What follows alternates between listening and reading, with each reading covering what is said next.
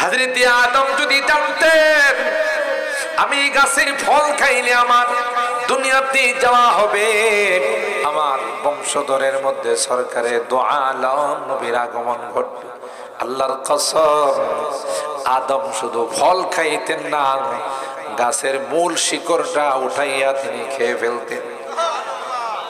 কেন? আমি যত দ্রুত দুনিয়াতে যাব তত দ্রুত আমার বংশের মধ্যে বিশ্ব নবীর আগমন ঘটবে।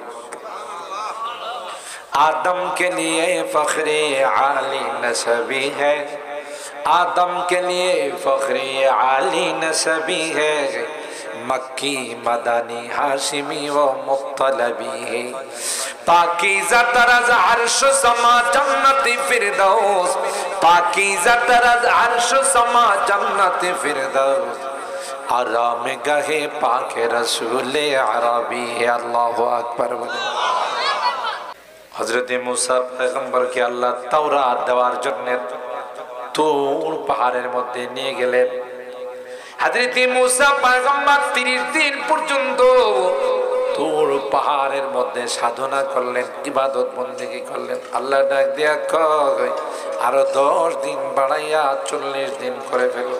সুবহানাল্লাহ। 40 দিনের একটা প্রভাব আছে না নাই? এ ভাই, 40 দিন পর পর আমার আপনার সৃষ্টির মধ্যে আল্লাহ পরিবর্তন ঘটাইছেন, ঠিক কিনা বলেন? 40 দিন আমার আপনার প্রথম ছিল একটা বীজ, এটাকে 40 দিন পর আল্লাহ জমাট রক্ত বানাইছে। আবার 40 দিন পর আল্লাহ ওই জমাট রক্তটাকে একটা গোশতের টুকরা বানাইছে। আবার 40 দিন পর আল্লাহ এর মধ্যে স্ট্রাকচার বানাইছেন, হাড্ডি দিয়েছেন। আবার 40 দিন পর এর মধ্যে আল্লাহ গোশত দিয়েছেন। সুবহানাল্লাহ। হযরত মুসা পয়গম্বরকে আল্লাহ ডাক দিয়া বলেন, পয়গম্বর 40 দিন যদি আপনি কমপ্লিট করেন পয়গম্বর, তাইলে আপনাকে আমি আল্লাহ নবুয়ত দেব। সুবহানাল্লাহ বলে মুসা পয়গম্বর আল্লাহর সঙ্গে তুর পাহাড়ে যাইয়া কথা কয়। আল্লাহর সঙ্গে কথা বলতে বলতে একটা পর্যায়ে আল্লাহর সঙ্গে প্রেম হয়ে গেছে। সুবহানাল্লাহ।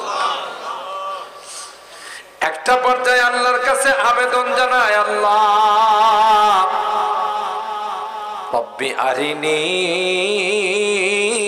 আনজুর ইলাইক, তোমার কথা যদি এত সুন্দর হয়, না জানি তুমি কত সুন্দর। এ মালিক, আমাকে তুমি দেখা দিবানি রে। রব্বি আরিনি আনজুর ইলাইক, আল্লাহ একটা বার দেখা দাও না, আর সহ্য হয় না, তোমাকে না দেখলে আর মন শান্তি লাগতেছে না। কথা বলেন ঠিক কি? আল্লাহ মুসা নবীরে ডাক দিয়া বলেন, ক্বালা লান তারানি, না রে না, আমাকে দেখার মতো ক্ষমতা তোমার নাই, এই পাওয়ার আমি আল্লাহ তোমাকে দেই নাই। কথা বলেন ঠিক কি না?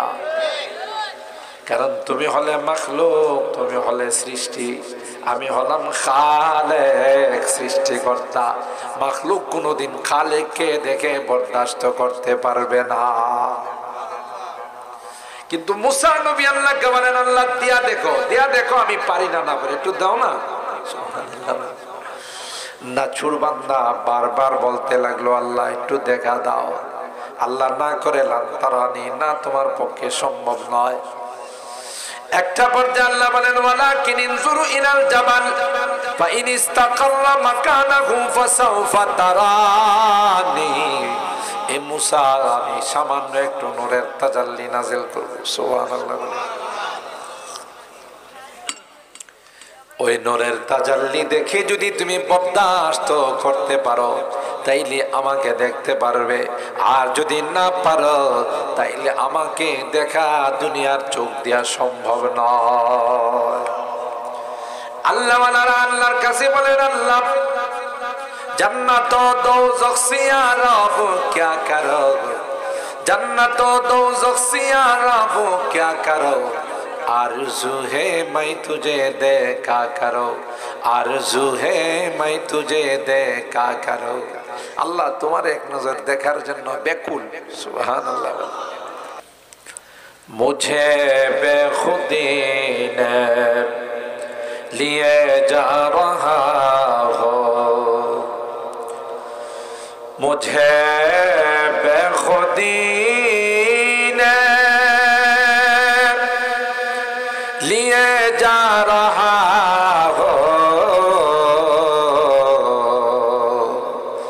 मोहम्मद मोहम्मद कहीं जा रहा हो, बलगल उला।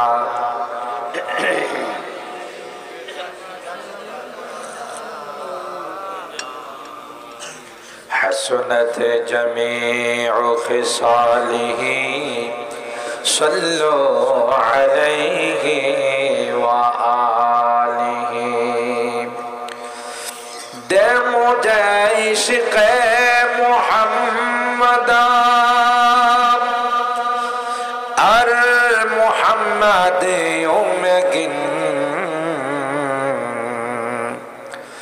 दे मुझे इश्क़ मुहम्मदा अर मुहम्मद उमगिन। हो मोहम्मद ही मोहम्मद विरदा मेरा रात दिन, बलगल उला।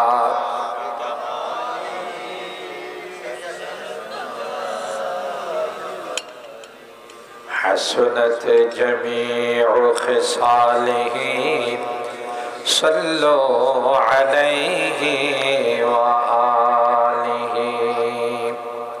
আমি 27 নম্বর পারার একটি সূরা আছে, যে সূরাটার নাম হলো সূরা আত-তুর। ওখানে এক জায়গায় আল্লাহ বাইতুল মামুরের কসম খাইছে। সুবহানাল্লাহ। কিসের কসম খাইছেন?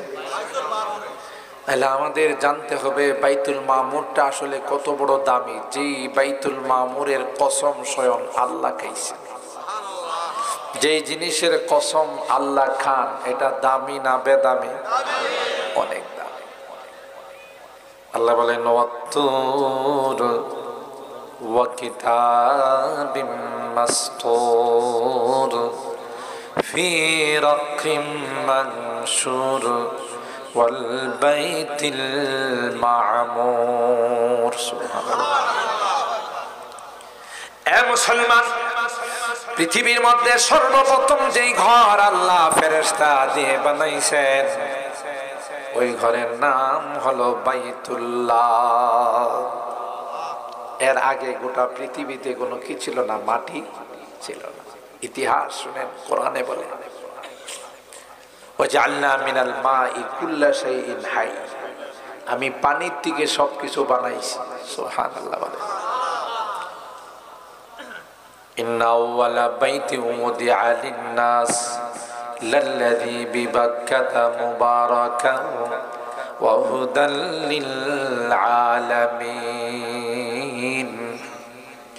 আল্লাহ বলেন গোটা পৃথিবীটা শুধু পানি আর পানি ছিল। সর্বপ্রথম যেখানে আমি আল্লাহ মাটি আবিষ্কার করলাম, ওই জায়গাটা অন্য কোনো জায়গা নয় রে, এটা খানায়ে কাবার ভিটা। খানায়ে কাবা থেকে যদি আপনি ফিতা দিয়ে মাপ দেন, গোটা পৃথিবীর মিডল পয়েন্ট নাভি হবে খানায়ে কাবা। এখান থেকে মাটির সূচনা হয়েছে। কে বানাইছেন? আল্লাহ বানাইছেন। কাদের জন্য? লিন্নাস, ওদিআ লিন্নাস, মানব জাতির জন্য। সুবহানাল্লাহ। আল্লাহ বলেন গোলাম, আমাকে তুমি পাবে না, কিন্তু আমার ঘরের মধ্যে আইসা যদি তওয়াফ করো রে, তাইলে আমি আল্লাহ প্রতিটা তওয়াফে তোমাকে 60টা করে রহমত নাজিল করে দিই।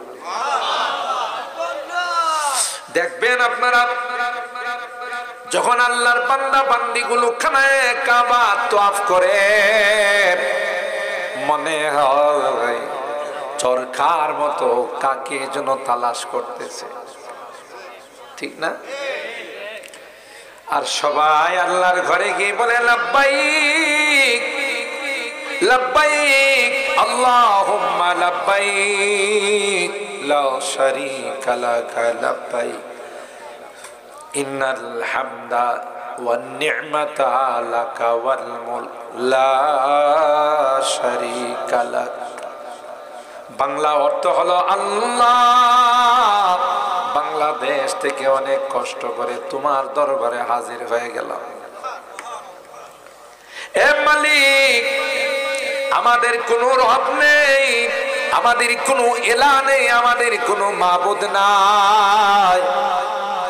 তুমি আমাদের ইলাহ, তুমি আমাদের মাবুদ। তোমার দরবারে হাজির হইয়া গেলাম। আল্লাহ উপর থেকে ডাক দেয়া কয় যে গোলাম, আমি আল্লাহ তোমার রব তোমাকে বান্দা হিসাবে স্বীকার করে নিলাম।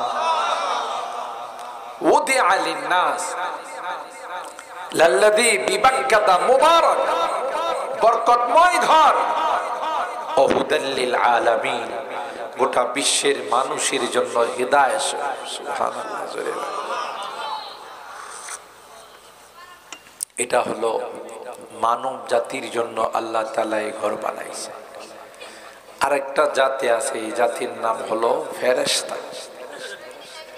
ফেরেশতারা আল্লাহকে বললেন, আল্লাহ আমাদের তো মনে চায় তোমার ঘর তওয়াফ করি, আমাদের জন্য একটা ঘর বানানো যায় না? সুবহানাল্লাহ।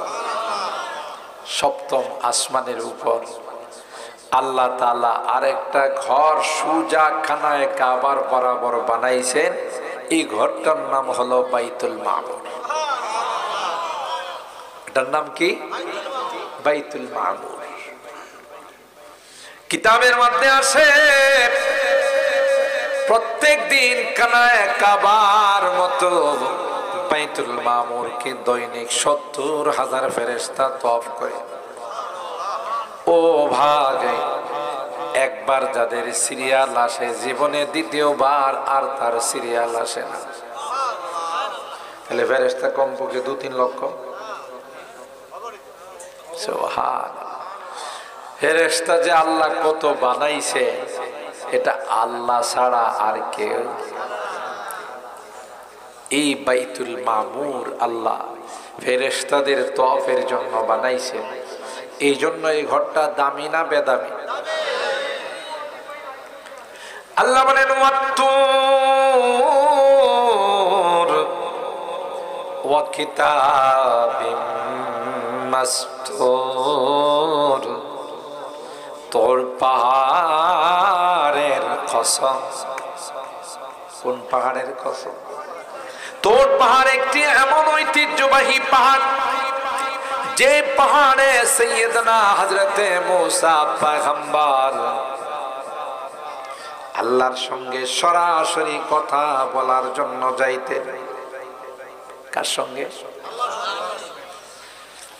ওখানে যখন হযরতে মূসা পয়গম্বর আল্লাহর সঙ্গে কথা বলতে যাইতেন, আল্লাহ বলতেন ফাখলানা আলাইক ইন্নাকা বিল ওয়াদিল মুকদ্দাসি তুওয়া। জুতা খুলেন, এটা পবিত্র জায়গা, জুতা নিয়ে আসা যাবে না। সুবহানাল্লাহ। আল্লাহর হাবিব যখন মেরাজে যায়, জুতা পায়ের থেকে খুলতে চায়, জিবরাইল কয় পয়গম্বর না না, জুতা খুলবেন না, আপনার জুতার ধুলার জন্য আল্লাহর আরশ লালায়িত। আরো আসতে সুবহানাল্লাহ। দেখছেন নি কালিমুল্লাহ আর হাবিবুল্লাহর মধ্যে কি পার্থক্য? আল্লাহর হাবিব বলেন আনা হাবিবুল্লাহ ওয়ালা ফখরা,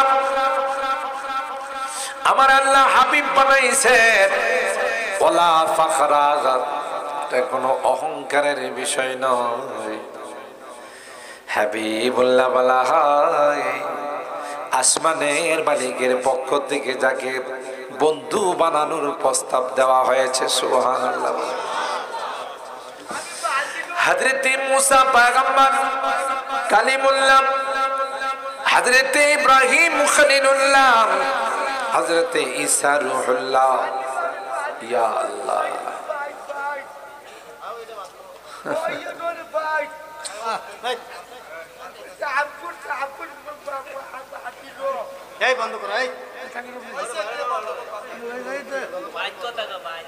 আল্লাহ আল্লাহ। যাক, বেচারা সরল সোজা মানুষ, যে আওয়াজ নিজে দিলে চলে, আওয়াজ 3 কিলোমিটার পর্যন্ত দিতেছে।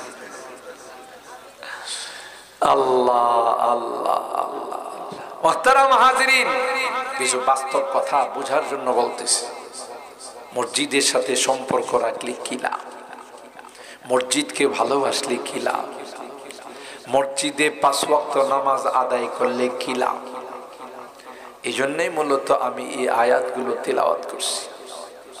আল্লাহর হাবিব হলেন হাবিবুল্লাহ, আর মুসা হলেন কালিমুল্লাহ, ইব্রাহিম হলেন খলিলুল্লাহ, ঈসা হলেন রূহুল্লাহ, নূহ হলেন নাজিউল্লাহ, আদম হলেন সফিউল্লাহ। সুবহানাল্লাহ। কিন্তু হাবিবুল্লাহর সঙ্গে কাহারও কোনো তুলনা নাই। সাইয়্যিদুল আম্বিয়া ওয়াল মুরসালিন, নবী কুলের সর্দার, ইমামুল আম্বিয়া ওয়াল মুরসালিন, সমস্ত নবীদের ইমাম আর কেউ নন, তিনি হলেন আমার আপনার নবী, বিশ্ব নবী, রহমতে আলম, হযরতে মুহাম্মদুর রাসূলুল্লাহ সাল্লাল্লাহু আলাইহি ওয়াসাল্লাম। জুতা যখন খুলতে চান, জিবরাইল কয় না নবী জুতা খুইলেন না, জুতা খুইলেন না, আপনার জুতার ধুলার জন্য আল্লাহর আরশ লালায়িত। আল্লাহর হাবিব রওজায়ে পাকের যে অংশের মধ্যে শুয়ে আছে, গোটা বিশ্বের কোন উলামায়ে কেরামদের দ্বিমত নাই, ওয়াহাবি সুন্নি নাই, কোনো কেউ নাই, সব উলামায়ে কেরামদের একমত। ওই জায়গাটার মর্যাদা আল্লাহর আরশে আজিম থেকেও অনেক বেশি। আর আস্তে সুবহানাল্লাহ। আমরা তো আমাদের নবীরে চিনলাম না, কথা কয় না। ইন্নাল বুকাতাল্লাতী দুফিনা ফিহা আন-নাবিয়্যু সাল্লাল্লাহু আলাইহি ওয়াসাল্লাম আফজালু মিন আরশির রহমান ওয়া আলাইহিল ইজমা। কিতাবের মধ্যে আসে আল্লাহর হাবিব যে অংশের মধ্যে শুয়ে আছে, ওই অংশটার মর্যাদা জান্নাতুল ফেরদাউস আল্লাহর আরশে আজিম থেকেও অনেক বেশি। आदम के लिए फख्रे आली नसबी है, आदम के लिए फख्रे आली नसबी है, मक्की मदनी हाशिमी व मुत्तलबी है। हजरत आदम যদি জানতেন আমি গাছের ফল খাইলে আমার দুনিয়াতে যাওয়া হবে, আমার বংশধরের মধ্যে সরকারের দো আলম নবীর আগমন ঘটবে, আল্লাহর কসম আদম শুধু ফল খাইতেন না, গাছের মূল শিকড়টা উঠাইয়া তিনি খেয়ে ফেলতেন। কেন? আমি যত দ্রুত দুনিয়াতে যাব তত দ্রুত আমার বংশের মধ্যে বিশ্ব নবীর আগমন ঘটবে। आदम के लिए फख्रे आली नसबी है, आदम के लिए फख्रे आली नसबी है, मक्की मदनी हाशिमी व मुत्तलबी है, पाकीज़ा तरज़ अर्श समा जन्नती फिरदौस, पाकीज़ा तरज़ अर्श समा जन्नती फिरदौस, आराम गहे पाके रसूले अरबी है। अल्लाह अकबर। আল্লাহ আল্লাহ। হযরত রশিদ আহমদ গঙ্গুহি রহমতুল্লাহি আলাইহি আল্লাহর একজন ওলি, ওনার এক মুরিদ ওনাকে এক জোড়া জুতা হাদিয়া দিছে, জুতাগুলোর কালার হলো সবুজ। কালার কি? সবুজ। তিনি জুতাগুলোরে প্যাকেট করে মাথায় লয়ে লয়া করে। মুরিদরা জিজ্ঞাসা করো, হুজুর এটা কোনো কথা হইল? জুতা মানুষের মাথায় নে না পায়ে নে? ঘুমাই গেছি না আমার লাগাই, ঘুমাইলে কিন্তু ওয়াশ টোয়াশ যাই হোক তোমারও কিন্তু যাইব। আল্লাহ ঘুমায়েন না, এই তো টাইম দিছি, টাইমের ভিতরে শেষ করবো, কারণ আমার ঢাকা যাইতে হবে, আবার কালকে জুমার পরে 2টা প্রোগ্রাম আছে। এই জন্য খুব লং টাইম বলবো না, কথাটা বোঝার জন্য টানছি যে কার উম্মত আল্লাহ আমাদের বানাইছে, আমরা তো তার শুকরিয়া করি না। আরে শুকরিয়া করলে মাথা থেকে পা পর্যন্ত আল্লাহর নবীর সুন্নত আমাদের মধ্যে বাস্তবায়ন নাই, আমাদের মধ্যে সুন্নত নাই, আল্লাহর নবীর আদর্শ আমাদের মধ্যে নাই। আদর্শ ওই বিভিন্ন রকমের পণ্ডিতদের আদর্শ। কথা বলেন ঠিক কিনা? হযরত আদম যদি জানতেন যে গাছের ফল খাইলে দুনিয়াতে গেলে আমার বংশের মধ্যে, আমার আওলাদের মধ্যে বিশ্বনবীর আগমন ঘটবে, মূল শিকড় উঠায় তিনি খায় ফেলাইতেন। আল্লাহ তাআলা বলেন, আপনি হলেন আমার হাবিব, আর বাকিরা সবাই হলেন খলিল, অন্যান্য, কিন্তু আনা হাবিবুল্লাহ ওয়ালা ফাখর। আপনি জুতা খুইলেন না, মুসা নবীর আল্লাহ বলেন ফাখলানা আলাইক, জুতা খুলেন। কালিমুল্লাহ আর হাবিবুল্লাহর মধ্যে আকাশ পাতাল ডিফারেন্স, ঠিক কিনা বলেন? হযরত মুসা পয়গম্বরকে আল্লাহ তাওরাত দেওয়ার জন্য তুর পাহাড়ের মধ্যে নিয়ে গেলেন।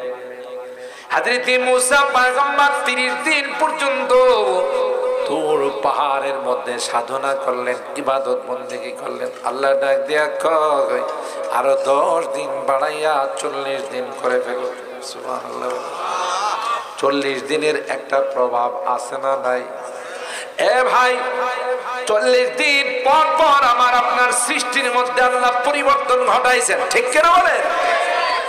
40 দিন আমার আপনার প্রথম ছিল একটা বীজ, এটাকে 40 দিন পর আল্লাহ জমাট রক্ত বানাইছে। আবার 40 দিন পর আল্লাহ ওই জমাট রক্তটাকে একটা গোশতের টুকরা বানাইছে।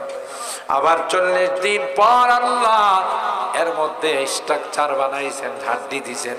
আবার 40 দিন পর এর মধ্যে আল্লাহ গোশত দিছেন। সুবহানাল্লাহ। হযরত মুসা পয়গম্বরকে আল্লাহ ডাক দিয়া বলেন, পয়গম্বর 40 দিন যদি আপনি কমপ্লিট করেন পয়গম্বর, তাইলে আপনাকে আমি আল্লাহর নবুয়ত দেব। সুবহানাল্লাহ বলে মুসা পয়গম্বর আল্লাহর সঙ্গে তুর পাহাড়ে যাইয়া কথা কয়। আল্লাহর সঙ্গে কথা বলতে বলতে একটা পর্যায়ে আল্লাহর সঙ্গে প্রেম হয়ে গেছে। সুবহানাল্লাহ। একটা পর্যায়ে আল্লাহর কাছে আবেদন জানায়, আল্লাহ রব্বি আরিনি আনজুর ইলাইক, তোমার কথা যদি এত সুন্দর হয়, না জানি তুমি কত সুন্দর। এ মালিক, আমাকে তুমি দেখা দিবানি রে। রব্বি আরিনি আনজুর ইলাইক, আল্লাহ একটা আবার দেখা দাও না, আর সহ্য হয় না, তোমাকে না দেখলে আর মন শান্তি লাগতেছে না। কথা বলেন ঠিক কি? আল্লাহ মুসা নবীরে ডাক দিয়া বলেন, ক্বালা লান তারানি, না রে না, আমাকে দেখার মতো ক্ষমতা তোমার নাই, এই পাওয়ার আমি আল্লাহ তোমাকে দেই নাই। কথা বলেন ঠিক কিনা? কারণ তুমি হলে মাখলুক, তুমি হলে সৃষ্টি, আমি হলাম খালেক, সৃষ্টিকর্তা। মাখলুক কোনোদিন খালেককে দেখে বরদাস্ত করতে পারবে না। কিন্তু মুসা নবী আল্লাহকে বলেন, আল্লাহ দিয়া দেখো, দিয়া দেখো আমি পারি না, না পারি, একটু দাও না। নাছুর বান্দা বারবার বলতে লাগলো, আল্লাহ একটু দেখা দাও। আল্লাহ না করে লান তারানি, না তোমার পক্ষে সম্ভব নয়। একটা পর্যায়ে আল্লাহ বলেন ওয়ালাকিন ইনজুরু ইলাল জাবাল ফা ইন ইসতাকাররা মাকানাহু ফাসাউফা তারানি। এ মুসা, আমি সামান্য একটু নূরের তাজাল্লি নাযিল করব। সুবহানাল্লাহ। ওই নূরের তাজাল্লি দেখে যদি তুমি বরদাস্ত করতে পারো তাইলে আমাকে দেখতে পারবে, আর যদি না পারো তাইলে আমাকে দেখা দুনিয়ার চোখ দিয়া সম্ভব নয়। আল্লাহ ওয়ালারা আল্লাহর কাছে বলেন, আল্লাহ জান্নাত ও দোজখ সে রব क्या करो, जन्नत ও দোজখ সে রব क्या करो, आरज़ू है मैं तुझे देखा करो, आरज़ू है मैं तुझे देखा करो। আল্লাহ তোমার এক নজর দেখার জন্য ব্যাকুল। সুবহানাল্লাহ। ওই তুর পাহাড়ে আল্লাহ সামান্য একটু তাজাল্লি নাজিল করছিলেন, নাজিল করার সাথে সাথে পাহাড়টা টুকরো টুকরো হয়ে গেছে। সুবহানাল্লাহ। ولكن انظر إلى الجبل فإن استقر مكانه فسوف تراني فلما تجلى ربه للجبل جعله دكا وخر موسى صعقا। পাহাড়টা চূর্ণ বিচূর্ণ হয়ে গেল, টুকরো টুকরো হয়ে গেল। মুসা নবী বেহুশ হয়ে জমিনে পড়ে গেলেন। ঠিক না বেটি? এই পাহাড়টার নাম কি? তো বরকতি পাহাড় কিনা বলেন? অনেক বড় বরকতি পাহাড়। আল্লাহ ওই পাহাড়ের কসম খাইছেন। দ্বিতীয় নাম্বার কসম খাইছেন কোরআনে কারীমে। সুবহানাল্লাহ। কোরআনে কারীম কি দামি না বেদামি? সুবহান। যত আসমানি কিতাব আল্লাহ পৃথিবীতে নাজিল করছেন সবচাইতে দামি কিতাব হলো আল কোরআন। ঠিক কিনা বলেন?